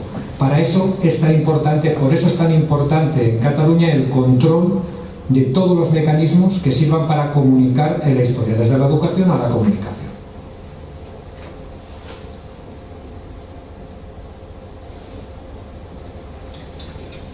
El nacimiento en sí de todo este proceso, de toda esta creación de un relato muy concreto de la historia, nace incluso antes del mismo nacimiento del independentismo nacional o de un nacionalismo catalán. Nace con un movimiento cultural llamado la Renaixença en el siglo XIX, que venía a recuperar la lengua catalana, a recuperar la cultura catalana, y que básicamente en lo político eran gentes o intelectuales de lo que se llamaba entonces del doble patriotismo. Entendían que eran españoles sin ningún género de duda, pero una manera diferente de ser españoles de la manera castellana de ser español. Ellos empezaron a buscar en esta corriente política, que insisto, no era independentista entonces, una manera diferente, un hecho diferencial con el resto de españoles. Somos españoles también, pero tenemos una historia diferente, tenemos un recorrido diferente. Empezaron a surgir estas historiografías que pondrían la base de lo que utilizarían posteriormente, a principios del siglo XX, los independentistas, para crear este relato diferenciado y enfrentado con la historia con los restos de españoles. Como comentaba, podemos decir que surge con fuerza este nacionalismo, o seriamente surge con la pérdida de Cuba. Y surge sobre todo porque se unen los dos elementos fundamentales en cualquier proceso de construcción de un nuevo país, proceso de construcción nacional, que es una parte de la burguesía, es decir, gente con dinero, dispuesta a apoyar este movimiento de separación, dispuesta a financiarlo, con una corriente cultural que también está ya puesta por la creación de este nuevo Estado, aunque sean minoritarias en aquel momento. En el momento que unes el intelectual y el dinero, empieza a generarse una corriente que poco a poco va tomando fuerza. Va creando organizaciones, asociaciones, va haciendo actividades. Las primeras, 11 de septiembre se empiezan a celebrar a finales del siglo XIX. Todos estos siempre organizados desde el mundo cultural y financiado, como decía, por una burguesía que empieza a apostar por un modelo diferente, empieza a apostar por irse de España, porque después de la pérdida de Cuba y Filipinas consideran que no quieren, que no les conviene continuar estando dentro de España, que han de buscar otro país diferente, otro modelo diferente, que ha de ser una Cataluña independiente. Como decía, la historia es fundamental en este tipo de procesos, y sobre todo la historia para controlar lo que tienes que explicar de tu pasado. La historia tiene una ventaja, primero, que es una ciencia. Si tú controlas una ciencia, cuando explicas esta ciencia, la sensación que da es que estás de forma razonable explicando realidades a la gente. Es decir, estás utilizando un canal científico para, en el fondo, tocar un tema sentimental. Lo que se busca es activar una serie, que ahora lo explicaré, una serie de sentimientos en la gente que están encaminados a un fin último, que es la independencia. Pero te llegan de una vía razonable, de una vía racional. Y eso siempre es mucho más creíble a la hora de asumirlo. O sea, a ti te está diciendo un médico que tienes una enfermedad, pues te lo crees porque es un médico, porque es un científico, alguien que ha estudiado sobre ese tema. Si a ti un historiador te dice que tú como catalán eres una persona diferente a un español, a un castellano, y que encima el castellano es la fuente de todos tus problemas y que siempre te ha odiado, pues como lo dice un científico social, lo dice un señor que ha estudiado historia y que se supone que sabe lo que ha pasado, pues te lo crees como mortal y como gente ajena a todo lo histórico. Te está llegando una información supuestamente racional y te está tocando un tema sentimental. Estás empezando a odiar a alguien por algo que no ha pasado ni te ha hecho. Esto es un poquito la idea, ¿no? Vamos a explicar un poquito cómo funciona o qué se busca y cómo lo han hecho. Primer objetivo que se busca. Lo primero que se busca es justificar o intentar hacer pensar a los catalanes que no eran españoles. Aquí dos momentos o dos ejemplos que les voy a poner. El primero es muy reciente en lo histórico, es del año 1976, en una entrevista en televisión española a Josep Pla, un literato catalán muy importante. Era un hombre ya mayor en aquel entonces y le preguntaron ¿qué es un catalán? ¿No? Y le dijo, un catalán es un ser 100% español al que ahora le han dicho que tiene que ser otra cosa. Esto es un poquito la idea. Es una persona que es y que siempre ha sido español, pero que ahora se ha de empezar a trabajar para que deje de sentirse español y se sienta otra cosa. La base, aquí viene el hecho histórico, es encontrarse una Cataluña en 1808, donde surge un movimiento nacionalista a la moderna, liberal, muy fuerte, un sentimiento nacionalista y patriótico, y este movimiento nacionalista que nace en 1808 en Cataluña es español. En 1808 el catalán se sentía más español que nadie. Es más, un catalán pensaba que un catalán era lo más español que se podía ser. Y ese movimiento españolista, que surge con mucha fuerza durante la guerra de independencia, se alarga durante varias décadas a lo largo del siglo XIX. Y esta es la realidad social que se encuentra este primer independentismo, y no tan exacerbado, pero parecido, es la realidad social catalana que se encuentra Jordi Pujol cuando accede al poder en los años 80 del siglo XX. Por eso, Jordi Pujol se encuentra con la necesidad que ya anticipaba Pla, que ya lo caló también en su momento a Jordi Pujol, en que este señor encontró una sociedad catalana demasiado española que tenían que catalanizar. Es decir, tenían que quitarle lo español, y para hacerlo, entre otras cosas, necesitaba de la historia y necesitaba del control del relato de la historia. Primer objetivo, justificar, intentar meter a la gente en cabeza que son diferentes, como vemos en el dibujo, al resto de españoles. Una vez ya tiene claro y tiene conseguido de que el catalán es un ser diferente al resto de los españoles, es convencer al catalán que los catalanes todos somos iguales. Y aquí es el primer dato que también es una de las ideas fuerza que les quiero transmitir. Todo este proceso de independencia de Cataluña no va con Cataluña solamente. El proceso de independencia catalán, desde hace muchísimas décadas, se fundamenta en la creación de un nuevo Estado en Europa que se llame Països Catalans, que después les enseñaré el mapa, que va desde Perpiñán, en el sur de Francia, hasta toda Valencia, Baleares, parte de Aragón y una parte de Murcia y una ciudad en la isla de Cerdeña, perdón. Estos serían los países catalanes. Esto es importante. Y decirnos que yo tengo más que ver como leridano, me parezco más a un señor de Perpiñán que a un señor de Zaragoza. Es decir, una vez queda claro que yo soy diferente del señor de Zaragoza, la segunda parte es decirme que yo soy igual a un señor de Perpiñán, aunque tengo muchísimo más que ver con un señor de Perpiñán, porque todos somos catalanes. Esta sería la segunda fase, diferente del resto de los españoles, pero entre nosotros todos somos iguales. Esto es el siguiente objetivo. Paso siguiente. No solamente somos diferentes al resto de los españoles son el enemigo, y lo han sido siempre, desde décadas, desde siglos. Todos los males que han caído sobre el pueblo catalán era culpa de los españoles, era culpa de los castellanos, era culpa de los de fuera.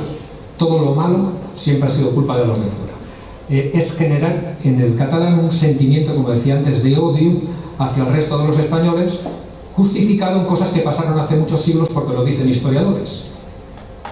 Cosas que, como veremos, y pondré varios ejemplos, no sucedieron o no tienen nada que ver en la forma que lo han explicado, pero que tienen como objetivo el crear esta sensación de odio hacia el resto de los españoles. Han de generar esta sensación. Es fundamental tenerlo claro, que lo que se intenta es impulsar este sentimiento de rechazo hacia los españoles, no solamente España. Muchas veces habla de España, pero en realidad el objetivo es el individuo, es el español, es la persona. Continuamos. A la hora también de controlar este relato tienes la ventaja de poder explicar una realidad pasada, supuestamente idílica, en que una Cataluña independiente y sin españoles era muchísimo mejor que el resto de los países de Europa, y se veía de maravilla. Era un estado idílico, maravilloso, que en el momento que irrumpe España en nuestras vidas, o irrumpe Castilla, en este caso, la fecha, ya lo hablaré un poquito así rápidamente, sería 1412, con la llegada de los trastámaras a la corona de Aragón. A partir de ese momento empieza todo a hacerse y empieza a irnos mal, ¿no? Y es esta influencia española y del resto de España la que ha provocado una profunda decadencia de los catalanes, de la que solo se podrá salir con la independencia, ¿no? Si, como dice la historia, su versión de la historia, nos iba maravillosamente bien sin los españoles, pues evidentemente cuando nos volvamos a quitar de encima a los españoles en este ansiado países catalans del futuro, pues nos irá estupendamente. Y aquí, esto no es broma, es una campaña que hizo la Asamblea Nacional de Cataluña hace unos pocos años. Es que cuando seamos independientes, pues iban poniendo eslogans: será un país donde habrá helado de postre todos los días, ¿no? Y todo irá estupendamente, y ponían ideas fuerzas de esta, ¿no? Pues será maravilloso, nos irá perfectamente, porque así nos pasó en el pasado, ¿no? Pues así lo dicen los historiadores, así lo dice la gente que sabe. Esto es un poco lo que buscan, las ideas fuerza que intentan transmitir, pero ¿cómo lo hacen? Y como decía, hay un largo proceso, se viene haciendo de hace prácticamente 120 años, con diferentes impulsos, con Prat de la Riba, la Segunda República, etcétera, etcétera, pero yo creo que hay un documento marco fundamental, por conocido y por lo bien que se ha llegado a ejecutar, que es el Programa 2000. Es un documento que aquí pongo el pantallazo, aquí se tituló en prensa, creo que es en el periódico de Cataluña, La estrategia de la recatalanización. Esto es un artículo del año 90, pero en realidad es un documento, este Programa 2000, que seguramente se hizo a principios de los 80. Y era un documento, una hoja de ruta, de qué se tenía que hacer para catalanizar Cataluña. Llega Jordi Pujol al poder y dice: bueno, tenemos una sociedad muy española, demasiado española, tenemos que transformarla, tenemos que hacer que un sentimiento independentista de un 3-4% que teníamos al principio de los 80 se transforme. Vamos a ir mediante mecanismos de ingeniería social transformando a la sociedad catalana hasta llegar a un punto en que tendremos una mayoría social suficiente para crear estos ansiados países catalanes. Y se ha de hacer poquito a poquito y con un proyecto. ¿Qué es lo que hace Jordi Pujol? Esto es una herramienta de construcción nacional, esto es una herramienta de Estado, este Programa 2000, que está en el anexo del libro, donde explica punto por punto qué tenemos que hacer. En este que tenemos que hacer, que entra el poner una televisión como TV3, que se fundaría, arrancaría en el año 83, de tener una radio que pudiera llegar a toda la zona de habla catalana, o sea, los países catalanes. Desde el año 85 se puede escuchar Catalunya Radio en el sur de Francia, se puede escuchar en Aragón, se puede escuchar en Valencia. Hay una serie de elementos que explican, de hitos que ellos se van marcando, que consideran necesarios para ir poco a poco transformando esta sociedad y hacerla más diferente al resto de los españoles y más desafecta a España, ¿no? Este es el tema. Y en historia, evidentemente, habla mucho de historia. Habla mucho de historia, y todos estos hitos que se van planteando los van cumpliendo. Por ejemplo, aquí, Esta es el pantallazo de la estrategia, este es el artículo, aquí viene escrito punto por punto, qué se tiene que hacer. Esto lo elaboró un think tank de gente muy formada. Esto es, insisto, una obra de arte a la hora de cómo dentro de un Estado y con recursos de un Estado cargarte un Estado. Porque esto es lo que significa la estrategia de catalanización. Todo esto se ha financiado con dinero del Estado español, evidentemente. Y se continúa haciendo, porque está vigente este plan. Perfectamente vigente. Entonces, las herramientas. ¿Qué herramientas dice Programa 2000 que se tienen que poner en marcha en historia concretamente y que se utilizan? Por ejemplo, el Museo de Historia. El Museo de Historia de Cataluña. El Museo de Historia de Cataluña arrancó, se inauguró en el año 1993. Se aprobó en el Parlamento de Cataluña un poco antes, con la aprobación de todos los grupos políticos sin excepción. Todo el mundo aprobó este Museo de Historia de Cataluña. Siempre hago la broma de que me digan aquí en Madrid dónde está el Museo de Historia de España, porque no está. Porque no tenemos un Museo de Historia en España. Nunca se ha hecho, pero sin embargo sí que se hizo en Barcelona y sí que era un proyecto personal de Jordi Pujol hacer un Museo de Historia en Barcelona. Y este Museo de Historia, curiosamente, no tiene objetos históricos que mostrar. Es un museo impresionante. Aquí vemos el edificio, la fachada principal, un edificio al lado del puerto remodelado, unos interiores de última generación y una serie de paneles muy bien diseñados. Es un museo, sobre todo, que comunica. Está hecho para explicar cosas, muy didáctico, y que prácticamente todos los niños en edad escolar tienen que pasar y hacer como mínimo una visita para que le expliquen y dar una vuelta por el museo, que está muy bien hecho, muy bien pensado, muy bien realizado y diseñado para transmitir ideas fuertes. Estas ideas que estábamos insistiendo antes que ellos buscaban, ¿no? De desafección sobre el resto de España, el transmitir una historia muy escogida, manipulada, ocultar otra parte de la historia, precisamente para despertar en el catalán de a pie estos sentimientos de desafección al resto de España y estos sentimientos también de diferencia con el resto de los españoles. Y esta sensación al final que veremos cómo acaba, ¿no?, este museo, ¿no?, de independencia ya descaradamente, ¿no?, de que el objetivo que tenemos que buscar ya no hablan solamente de historia, sino de lo que queremos en el futuro, ¿no? ¿Cómo empiezan? Hablando de las ideas fuerza. La primera visita, entran ustedes en el museo, que les recomiendo la visita para ver un poco de qué va el tema, ¿no? La primer panel es esta que se encuentran aquí, que pone las actuales tierras catalanas. Aquí se ve pequeñito, ¿no? Esto estamos en la prehistoria. Evidentemente que empieza un museo de historia, empieza la prehistoria. En la prehistoria ya meten mensaje, ya manipulan. Aquí te dicen que el yacimiento más antiguo donde se ha descubierto un homínido, unos restos humanos de hace más de 500.000 años, está en las actuales tierras catalanas, en Tauteúl. Este Tauteúl, que está en el Rosselló con él. Yo vivo en Lérida. Rosselló es un pueblecito que está al lado de Lérida. Yo no sabía que ahí había un yacimiento y tal, pero realmente no se refiere a Rosselló, la población al lado de mi ciudad, sino Rosselló, sur de Francia. Es la población, el yacimiento de Tautevel. Es un yacimiento francés. Pero ya en el Museo de Historia de Cataluña, en el primer panel, ya te están diciendo que en las actuales tierras catalanas, que ya consideran que ya nos hemos quedado con el sur de Francia, allí tienen el primer homínido que se conoce en Europa de hace más de 500.000 años. ¿Por qué es importante esto? Porque esta idea de los países catalanes y que en realidad no es el Museo de Historia de Cataluña, es el Museo de Historia de Expresos Catalanes, porque en ese Museo de Historia te hablan de historia de Valencia, te sale el mapa catalán, dicen de Cresques, Cresques era mallorquín.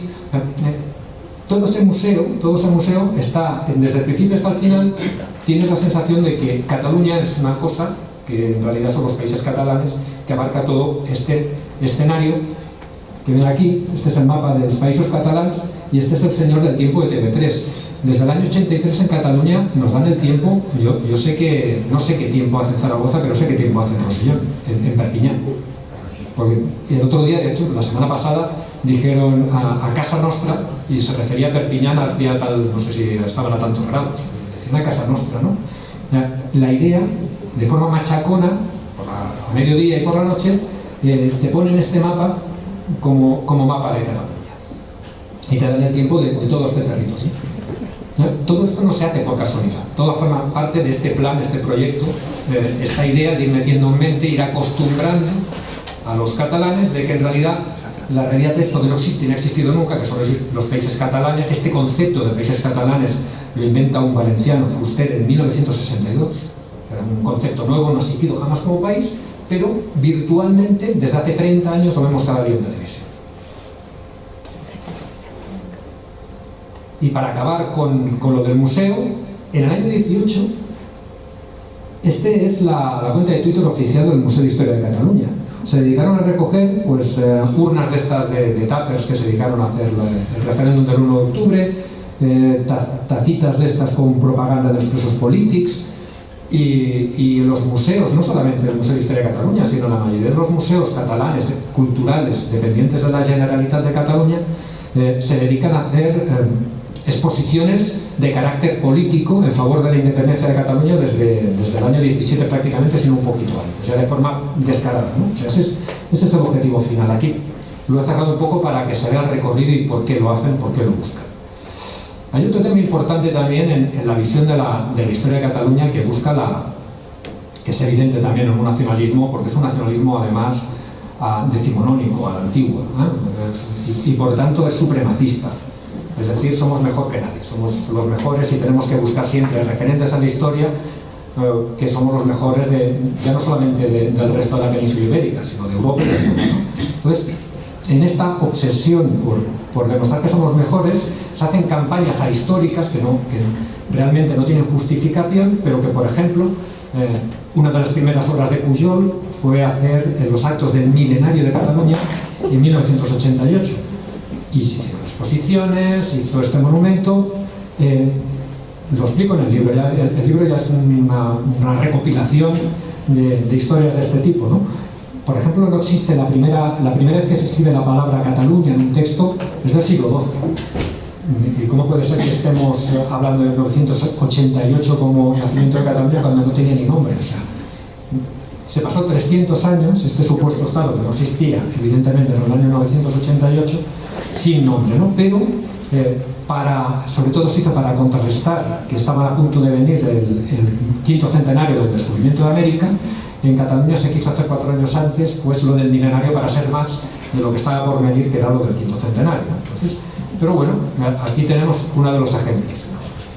Otro de los clásicos es, aquí no se ve bien, se ha cortado la imagen, está Pau Casals, no sé si conocerán, el músico virtuoso. En el año 72 en la ONU hay un discurso que pueden encontrar en internet, que el hombre ya era muy mayor y un discurso muy sentido en inglés sobre su catalanidad, explicando lo que era Cataluña, allí en la ONU, explicando que éramos el parlamento más antiguo, el origen de la ONU, explicó 1000 cosas y todas eran mentiras. O sea, él estaba convencido, porque era un hombre viajado, formado, que todo lo que estaba diciendo ya era verdad. Por eso digo que se retrae todas estas historias, se retraen hace más de 120 años, pero no es lo que había aprendido en el colegio. Que la cuna de la ONU pues era Cataluña, y en realidad esto se decía en la historiografía, ¿no? Que estaba en el Abad Oliva cuando firmaron los acuerdos de paz y tregua durante el milenio, ¿no? Durante el cambio de milenio, cuando en realidad los pactos de paz y tregua eran unos acuerdos entre unos pocos nobles de la zona pirenaica en la que no estaban todos de acuerdo, que llegaron a un pacto según el cual, en plena revolución feudal, que se dedicaban los señores feudales a matarse entre ellos, llegaron a un acuerdo por el que no se podía matar en domingo ni a 30 metros de una iglesia, las agredas, son los espacios estos, los de a 30 metros de una iglesia, y que si robabas a la iglesia había pena de excomunión. Estos serían los 3 acuerdos que firmaron casi todos, menos el conde de Pallars, que a partir de entonces, para demostrar su desacuerdo con los pactos de paz y tregua, se dedicaba a matar gente en domingo, ¿no? Para decir que ahí estoy yo. Y pues eso es lo que venden, y lo que le vendieron a este pobre hombre como que era el origen de la ONU, ¿no? Pero bueno, para decir que somos la repera. En cuanto hay otra parte de complejo.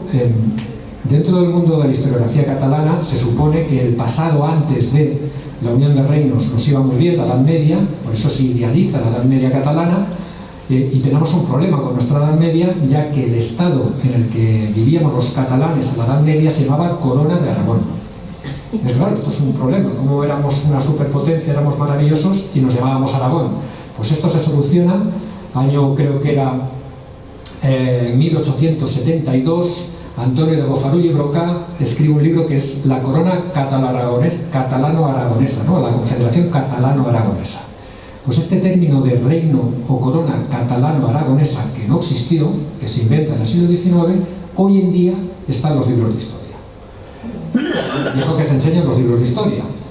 Y es lo que, por ejemplo, hubo un conflicto con el gobierno aragonés no hace mucho, porque las editoriales que enviaban libros de historia a la zona de la franja aragonesa ponían en sus libros de historia Corona Catalano-Aragonesa, y el gobierno de Aragón ordenó retirarlos, ¿no? Que pusieran Corona de Aragón. Pues esto no se hace por casualidad. El hecho de que sea Corona Catalano-Aragonesa y lo pongan es porque necesitaban poner el nombre de Cataluña en ese antiguo estado que realmente se llamaba Corona de Aragón. Pero tenían que poner la marca, por así decirlo, para marcar los reales. Este supremacismo, ¿dónde se ve también? Lo habrán visto cada vez que nombran un nuevo presidente de la Generalitat. Pues ahora llevamos 132. ¿Por qué dicen que llevan 132? Pues lo dijo Mas en una discusión, porque no le quiso atender a Obama en su momento. Dijo, bueno, ¿a mí qué me está diciendo este tipo que es el 40 y pico cuando yo soy el 129? Porque nosotros tenemos una tradición larguísima de tal.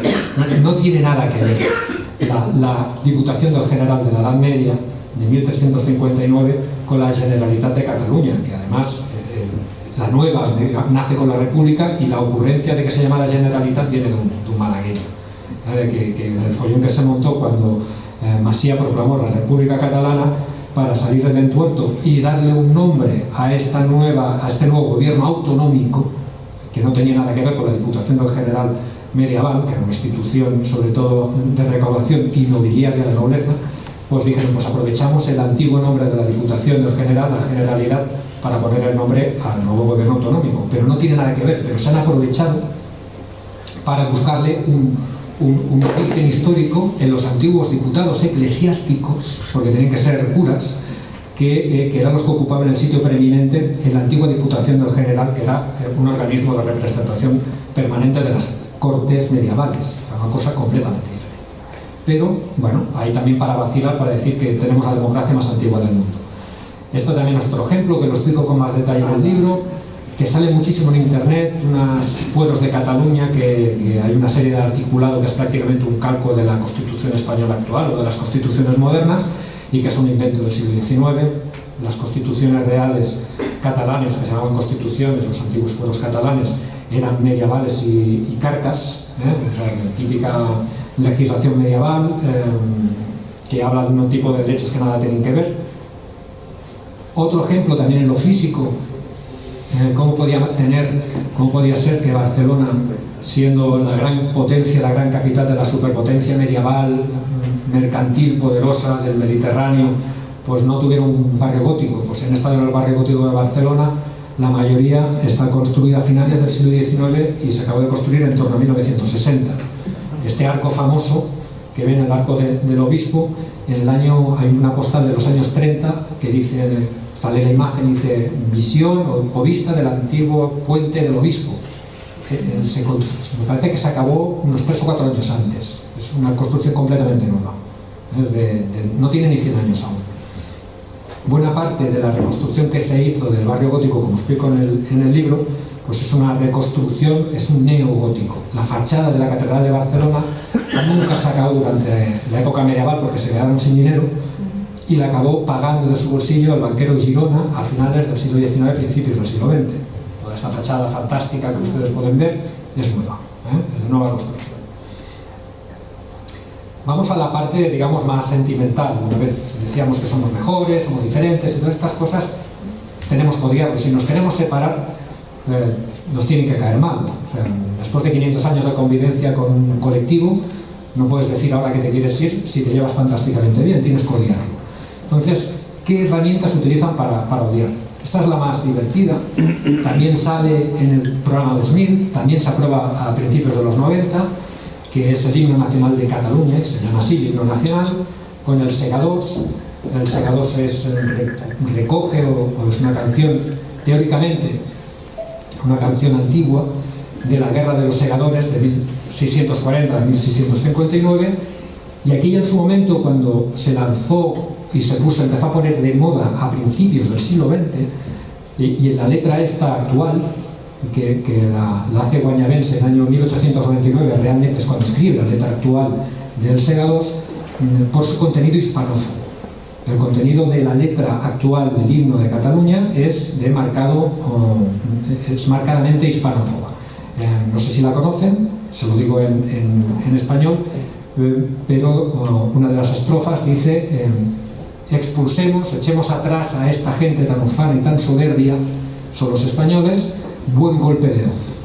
Buen golpe de hoz es porque en esta rebelión durante todo un día se dedicaron a ir corriendo por Barcelona buscando a castellanos, y como eran segadores los que se rebelaron, los mataban a golpes de hoz, ¿no? Entonces el himno que hoy se canta en Cataluña, el himno oficial, se está diciendo a los españoles: atrás, gente ufana y soberbia, buen golpe de hoz, ¿no? Esto es pues evidentemente en su momento fue bastante discutido. Ahora parece que simplemente se ha asumido como algo normal, pero lo curioso, que también explico en el libro con más detalle, es que en origen sí que es una canción antiquísima y sí que era una canción de siega, pero el contenido era erótico. El contenido no era un contenido de guerra ni de odio, sino que lo que hablaba es lo que se llama en Aragón una jotica guarrica, que cantaban los segadores y que explicaba una historia picantilla. Pues esto, que en realidad lo tradicional era una historia picantilla que se cantaba de forma jocosa mientras se trabajaba, se transforma a manos del nacionalismo. Fíjense el año que se pone la letra, 1899, lo que les decía de la guerra de Cuba, con este contenido hispanófobo de odio, de generar, ¿no?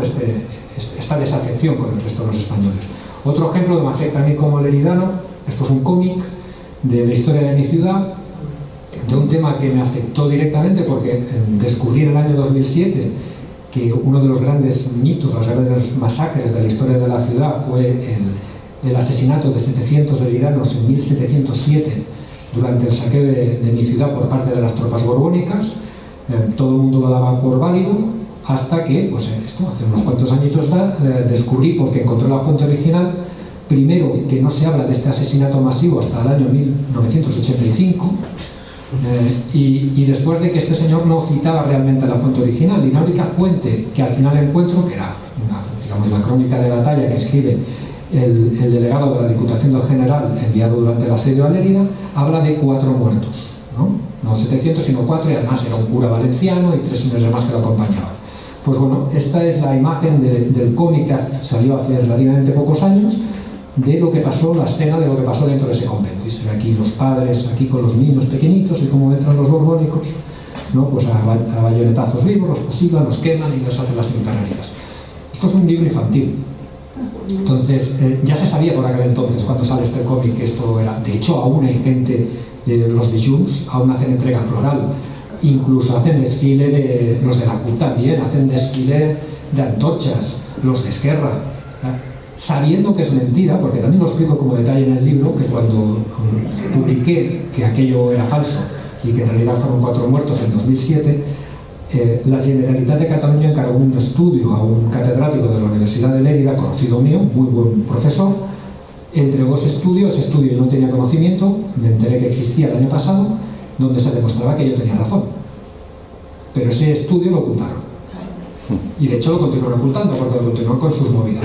¿Por qué? Porque interesa decir a la gente que vinieron los españoles, los borbónicos, y los masacraron y mataron a los niños y tal, siendo mentira. Pero interesa crear esta sensación de mala leche, de los leridanos en este caso, con los españoles malos que miran las jicarerías que nos hicieron, ¿no? Por eso se hace. Es aquí otra vez insisto en el porqué, ¿no? de este control, este dominio de la historia.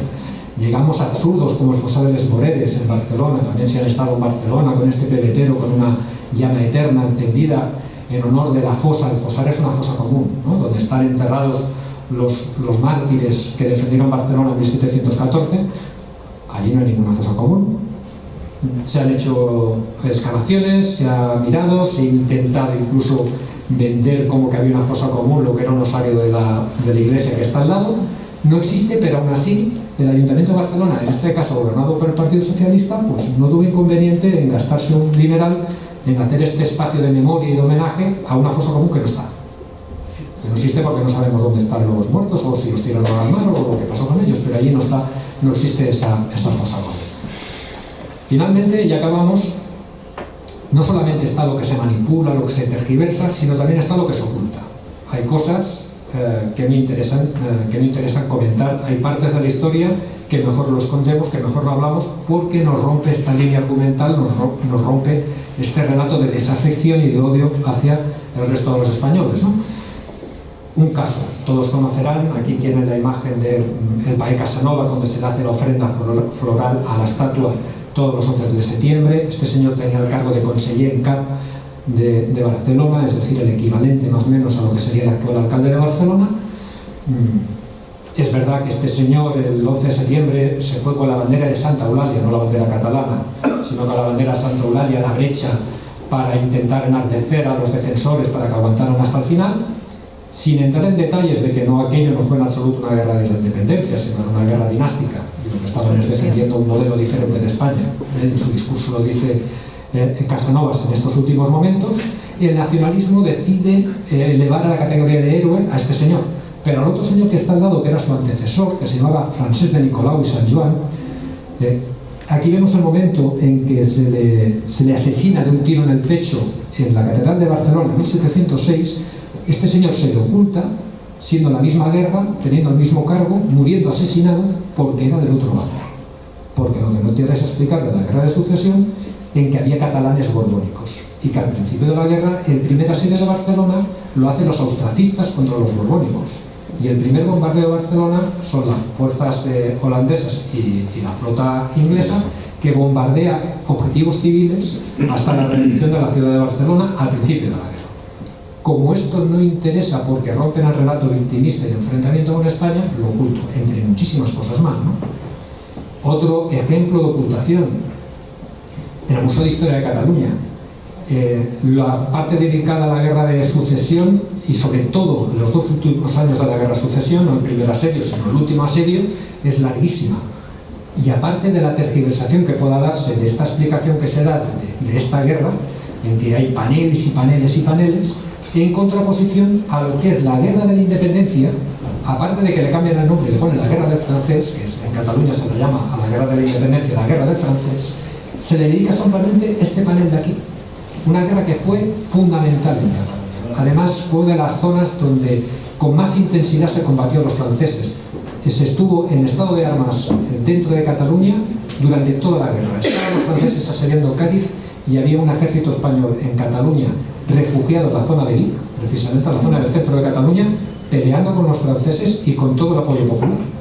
O sea, fue una lucha intensísima, con un coste humano tremendo, pero aún así, como no interesa, precisamente por lo que les comentaba antes, de este estallido de eclosión nacionalista española en Cataluña en ese periodo, lo ocultamos, dedicamos un panelillo, lo escondemos medio y pasamos de largo rápido, ¿no? Y un caso más, en el caso de mi ciudad, le explicaba que se habían inventado lo de los 700 muertos. Estos 100 años después, Lérida fue uno de los núcleos de resistencia contra la ocupación francesa. Este es el bombardeo de Lérida durante el asedio francés. Ese bombardeo, el general francés Suchet, en un informe a su general al mando, informa de que bombardeó sobre toda esta gente que se va abajo, que se había refugiado a pies del castillo, estuvo bombardeando sobre masas de población civil durante toda una noche y contabilizó en 3.000 muertos los ocasionados en aquel bombardeo, y que se estuvo 2 días arrojando cuerpos al río. Pues esta matanza no se recuerda, se olvida, se oculta, mientras que la otra que no existió se celebra todos los años. Ese es también otro ejemplo del por qué interesa manipular, aunque sea falseando, una masacre inexistente y masacres reales por españolazos, porque estas mujeres y niños, por mucho que fuera verdad que los masacraran, tienen el estigma desde el punto de vista actual del separatismo, que eran españolazos, pues no merece la pena honrarlos ni recordarlos. Y para final, ¿y todo esto para qué? Pues muy sencillo, para esto, para ver la evolución del nacionalismo y del independentismo en Cataluña, generar en la gente este sentimiento de desafección, de desapego con el resto de los españoles y este sentimiento de independencia. Aquí parte de muy atrás, desde el año 2000 y pico, pero es que si partimos desde el año 80 y pico, estamos partiendo de un 4 o 5% de población catalana que estaba por la independencia. Miren dónde estamos ya, con altibajos, pero miren dónde estamos ya. Por eso se diseña el programa 2000, ¿no? Para concienciar a la gente e ir desapegando, que sientan desapego de los españoles y que cada vez sean más independentistas. ¿Independentistas para qué? Pues para esto, ¿no?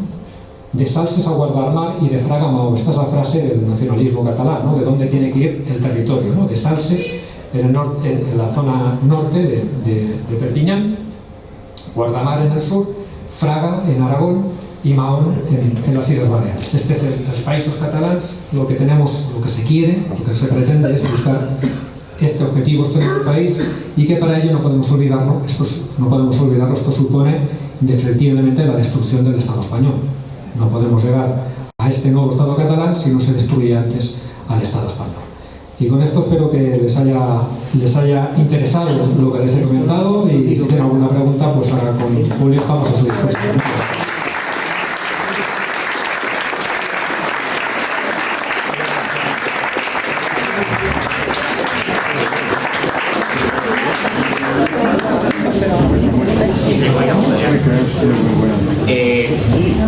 Vamos a pasar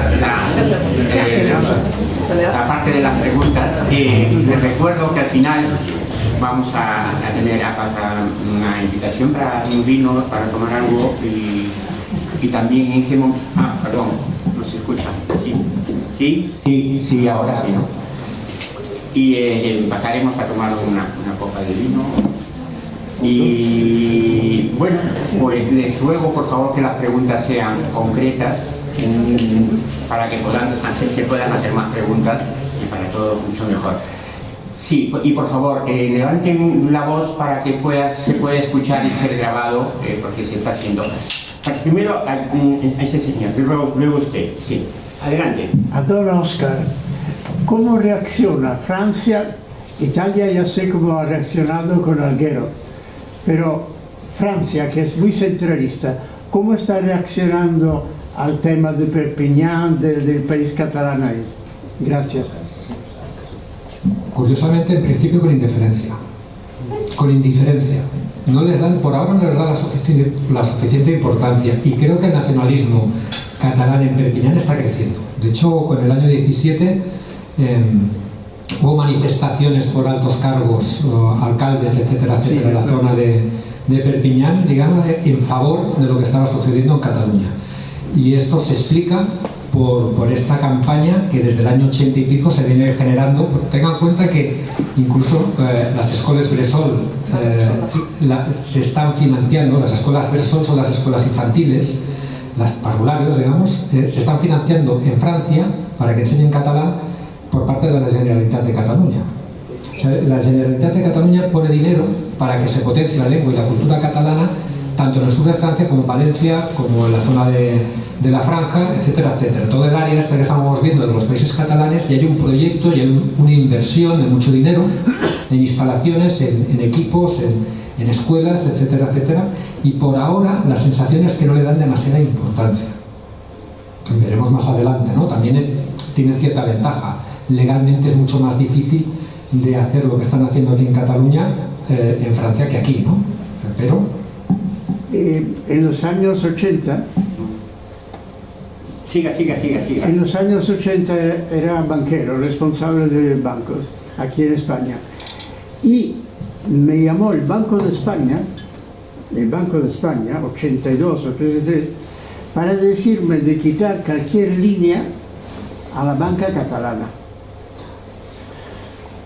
Esto implica que el gobierno español estaba, y estamos hablando del socialismo ya, porque el 82, que conocía perfectamente, porque el Banco de España lo sabía, lo que estaba pasando en Cataluña. ¿Por qué nunca se reaccionó de alguna forma? Bueno, la situación es muy sencilla y muy triste, por lo mismo que tampoco nos está reaccionando ahora. Vamos a ver, lo de Banca Catalana, primero, Banca Catalana se crea antes, en Venida Antiguo, y por ejemplo Banca Catalana es uno de los instrumentos de Jordi Pujol, no solamente para hacer un banco catalán, sino para hacer Cataluña y hacer país, que decía él. Se empieza el proceso de construcción nacional catalán antes de la autonomía. La enciclopedia catalana, que es una herramienta política, en el fondo la enciclopedia catalana es una de las banderas que se financia con la banca catalana. Y la banca catalana era un organismo corrupto y que sabía que estaba a punto de estallar, y que sería esa famosa frase de Jordi Pujol, ¿no?, cuando salió y se enfrentó al Estado cuando le descubrieron con el tema de la banca catalana, ¿no? ¿Por qué se hace? Pues muy sencillo, porque tal y como está organizado este país, siempre se cuenta, si quieres gobernar en Madrid, necesitas el apoyo de los partidos periféricos. En un principio ya se contó, y yo creo que es uno de los errores de la Constitución y de la transición, se pensó que los nacionalismos periféricos buscaban un encaje dentro de España, cuando lo que buscaban era esto. Lo tenían muy claro desde el primer momento, tanto el vasco como el catalán como mínimo, que era la separación, la independencia. Tardarías más, tardarías menos. Y en el caso de Jordi Pujol, que era un tipo inteligente, sabía que no tenía mayoría social suficiente para una independencia y por eso crea instrumentos de catalanización, de transformación social, para conseguir a la larga esta mayoría. Él es, como estratega político, era un hombre paciente. Y por eso él ha ido construyendo y se ha ido construyendo este Cataluña diferente a base de herramientas de transformación social. Pero ha sido consentido por los gobiernos españoles, todos, porque al final, a lo mejor, si tengo que gobernar en Madrid, en el Congreso de los Diputados, aquí cerquita, pues voy a necesitar de este señor sí o sí. Con lo que voy a hacer, lo único que voy a hacer es intentar darle lo mínimo posible, aunque este señor tiene muy claro que aunque tú me dejes subir un peldañito, ya es un peldañito que he subido. Y que al final acabaré de subir todos los peldaños y ese último peldaño se llama independencia. Hasta que esta dependencia, que no independencia, hasta que esta dependencia de los partidos periféricos para poder gobernar en Madrid no se elimine, continuaremos con este problema. No creo que nadie haga nada para evitarlo hasta que no quitemos de la variable para poder gobernar España estos señores. Pido disculpas, aprovecho demasiado. No, sí, no, perdone, es que luego si quiere hacemos otra... adelante, por favor, es que si quisiéramos que... Yo quisiera... Sí, a los dos conferenciantes, muchas gracias por todo lo que nos han enseñado. Y yo a don Óscar, quizá por mi vida profesional, tengo que decir que se incide mucho en las escuelas. La enseñanza es primordial en este sentido. Y les voy a poner un ejemplo. A partir de la LOCSE se estableció que se podrían dar las clases en catalán solamente un 35%. Poco a poco se han ido elaborando y publicando leyes orgánicas que iban aumentando este número de horas, pero no en su totalidad. ¿Y quién tenía que supervisar tanto la lengua, las horas, como los contenidos, los currícula? Pues un cuerpo que es el de inspectores de educación. Y durante todos estos años, y se lo digo profesionalmente, no ha habido oposiciones a inspección al cuerpo de inspectores, a los que se podía acceder todos los españoles. ¿Y cómo se cubrían? Por inspectores accidentales, pro independencia, que no supervisaban esas leyes orgánicas. Bueno, simplemente eso es una pequeña aclaración. Gracias. Es que evidentemente no he explicado todo lo que pone en el libro, pero hablo del tema. Y es que el tema ya está en el programa 2000. Habla específicamente del control de los inspectores. Sí. O sea, ellos ya se plantean en los años 80 que lo primero que tienen que hacer para controlar la escuela es controlar a los inspectores, y lo consiguen. Por eso. Por eso. Siguiente pregunta, por favor. Primero, señor, ve usted. Sí, diga. Sí. Me llamo Lita Terán, soy de Perú, egresada de la Universidad Nacional de San Marcos. Felicitaciones a los expositores y puntualmente a don Julio. porque me ha gustado su magnífica exposición y que invita a profundizar. Miren, la Universidad de San Marcos la fundaron españoles, si no me equivoco, Fray Tomás de San Martín, en el año 1551. Como estudiante aprendí de que esta universidad era más antigua de América. Creo que primero fue la de Santo Domingo, que no funcionó. Y nos decían a los sanmarquinos de que todo sanmarquino tendría que entender, aprender, comprender y difundir el conocimiento, y cuando tengamos que evaluar un hecho o un acontecimiento, no ubicarse en el siglo XXI, sino en el año de que se hizo o pasó. 3 siglos antes que el Perú se creara como república, nosotros, Perú, ya tuvimos el privilegio de tener la creación de esta universidad. Ese por un lado. Que no quisiera solamente una apretada así, pero de esto sí me ha venido a la cabeza, porque no obstante, siendo una universidad y con todo lo que les he dicho, se enseña una parte de la historia, pero también es a iniciativa de parte que tú profundices, y yo la he aprendido, creo, un poquito más estando acá, porque radico más de 22 años en el Museo de América y en donde dan, como por ejemplo ahora estoy metida acá. Entonces, mi pregunta va, don Julio, en el sentido de que efectivamente la ley de Indias, cuando se estudia en el derecho peruano, protegieron a la mujer, y frente a tanto movimiento último que hay de feminismo, pues también a mí me extraña, ¿no? De que como si recién se descubrieran los derechos de la mujer y toda muchas veces todas estas sandeces que a veces se dicen, ¿no? Pero hay una pregunta que sí me ha venido, y digo, si la ley de India eran más de 7.000 y protegían, ¿cómo podían lograr su efectividad con tanta dificultad para llegar a cruzar el charco? Porque si Vicente Morales Ruárez, que fue un criollo, nació en Perú, y él es el que vino con indios, criollos, mestizos, cuando se iba a promulgar la Constitución de 1812, conocida con la Pepa, y para mí, no obstante que él no era sangre peruana, pero sí un orgullo que tenemos los sanmarquinos, de que al que se recibe de abogado la más alta distinción le dan la medalla de Vicente Morales Ruárez, que después el señor, rey Fernando VII, dicen que a los 3 días murió. Bueno, ese era mi comentario y mi pregunta. ¿Cómo? No, que yo pienso que a veces, por tratar de no ofender, ¿no?, a los que piensan distinto, ¿no?, que si no se logró lo que Isabel la Católica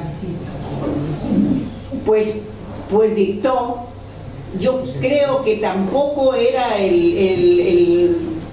los medios accesibles, no como ahora internet y toda esa cosa, las nuevas tecnologías, ¿no? Entonces, yo creo que ahí hay un poquito hay que tener un poquito, creo yo, de comprensión, ¿no? Y nada más, gracias. No, pues gracias por sus comentarios, son muy útiles. Primero, quería decirle, en Lima presumían en el año 1800 que tenían mejor nivel que las universidades españolas, y era verdad. Las universidades de Lima Lima y México, las ciudades eran mucho más ricas y potentes que la metrópoli, que Madrid, y en materia de universidades presumían de estar mejor que las universidades españolas, y era verdad.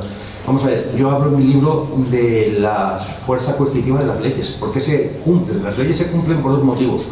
Uno, por sentido, que llamamos los juristas la fuerza coercitiva. Uno, por el sentido de justicia. O sea, uno acata las leyes, uno no roba, porque en primer lugar sabe que robar es malo.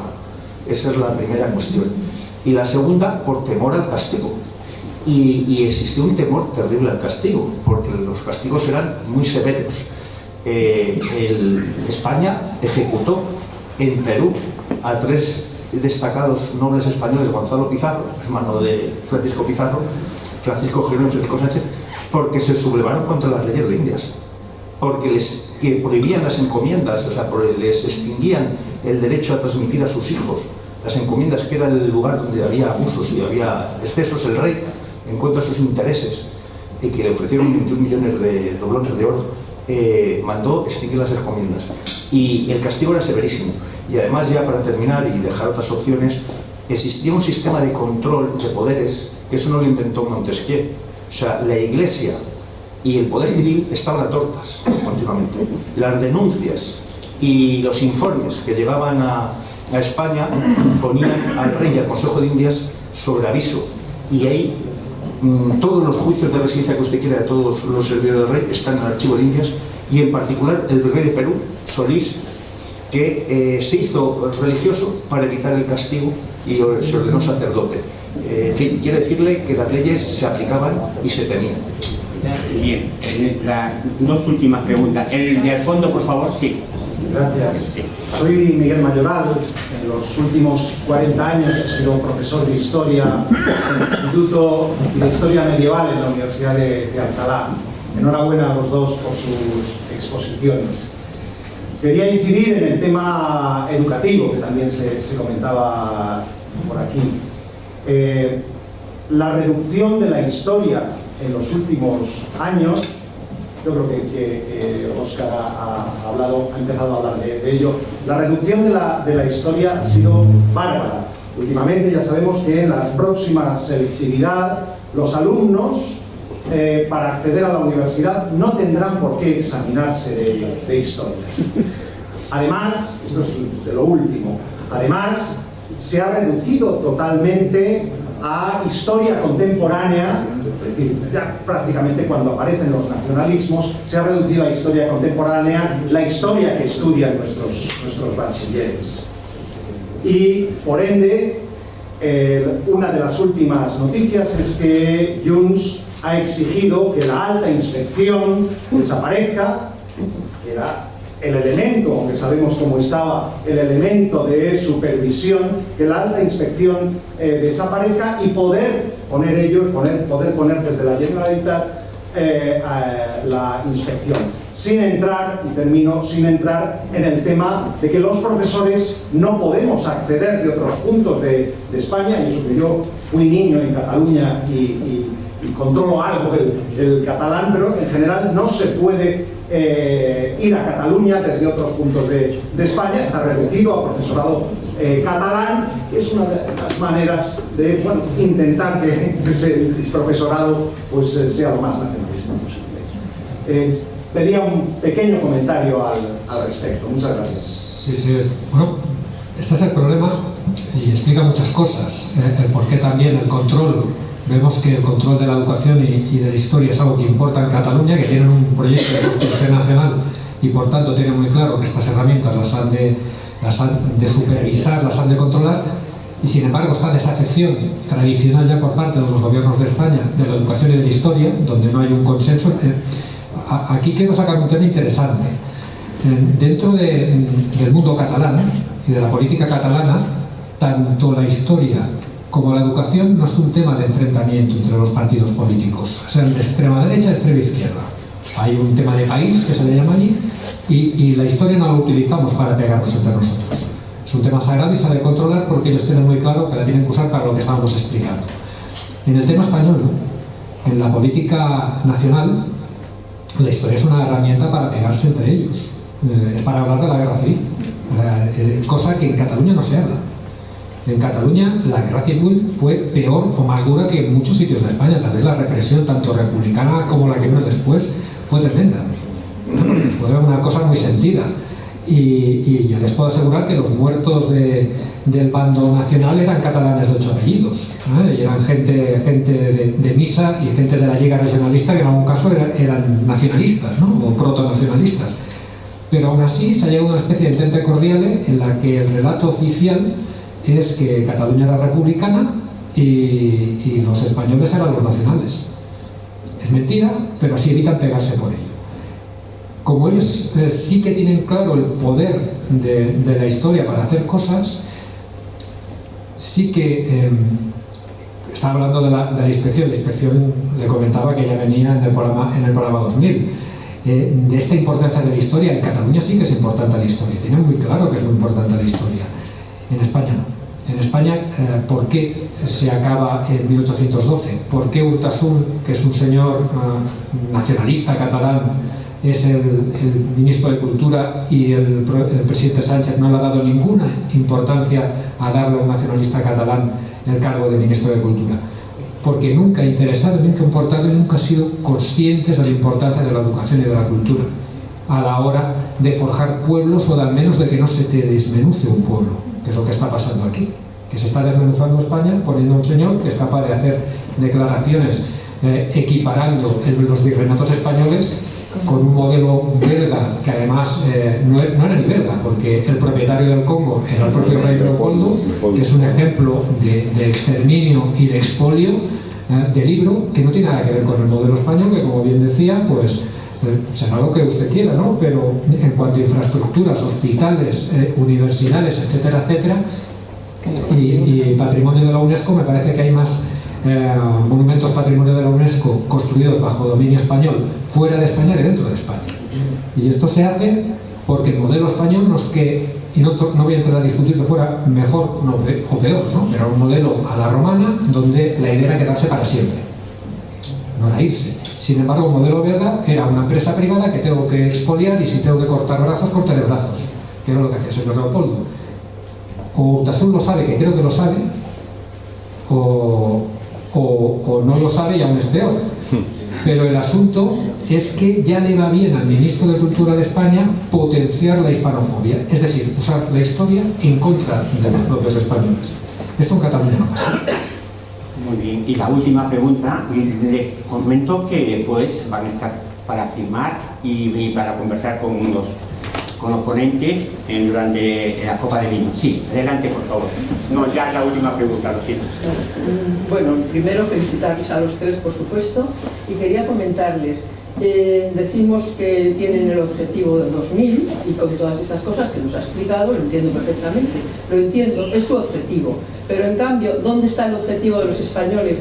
¿Acaso no hemos sido un poco tranquilos y un poco dormidos y un poco hemos dejado tener ahora lo que tenemos? Empezando porque, bueno, efectivamente, con la pregunta de algún lo ha insinuado, efectivamente, el partido, los catalanes eran partido bisagra, y cuando eran partido bisagra para poder gobernar en España, pues resulta que tenemos, que me da igual uno que otro. Los socialistas les dijeron, haced el estatuto que queráis, que os le firmo.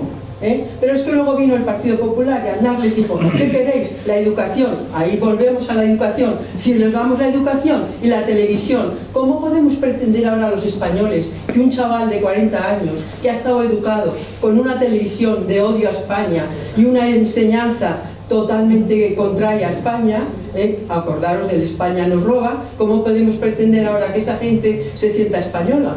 Cuando yo, por ejemplo, que vine de un pueblo de Castilla a Madrid en los años 60 a estudiar en una residencia, en la residencia había de todas las provincias, pero con una diferencia, que la catalana se sentía catalana y española, igual que la gallega, gallega y española. Y entonces todo eso, lo que yo pienso es que hemos estado muy dormidos, no nos hemos importado de que en un trozo de España, porque Cataluña es España, que en un trozo de España no se pueda rotular y no se pueda ahora mismo estudiar en español. Entonces eso. Y en cuanto al otro tema de Hispanoamérica, pues yo creo que las cosas, efectivamente, España hizo muy buena labor, fue un globalismo buenísimo, pero que creo que ahora nos están devolviendo un poco ellos, nos van a tener que devolver un poco la moneda, porque ahora mismo, a mí como española, me siento que gracias a Hispanoamérica, el español sigue teniendo el puesto que tiene en el mundo.